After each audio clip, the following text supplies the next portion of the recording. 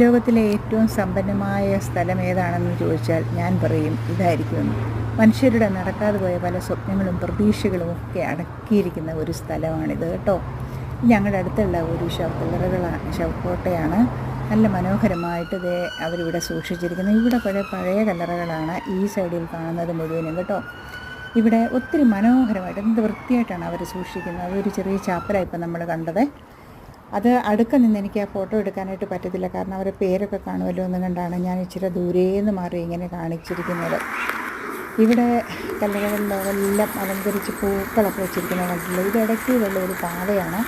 അതിൻ്റെ രണ്ട് സൈഡിലുമായിട്ടാണ് കല്ലറകളൊക്കെ ഉള്ളത് കേട്ടോ. എൻ്റെ ഒരു ഫ്രണ്ടാണ് നടന്നു പോകുന്നത്.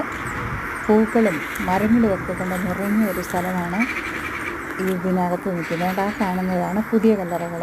നോക്കിക്കൊണ്ടല്ലേ കുറേ പുതിയ കല്ലറകളാണത്. ഞങ്ങൾ വന്നപ്പോൾ ഇവിടെയൊക്കെ എംറ്റി ആയിരുന്നു കേട്ടോ. ഇപ്പോഴത് കൂടി വരികയാണ്. അങ്ങനെ കാണുന്ന ചെറിയ ചെറിയ കല്ലറകൾ കാണുന്നത് അവർ ആശ കൊണ്ട് അവിടെ അടക്കിയിരിക്കുന്നത്.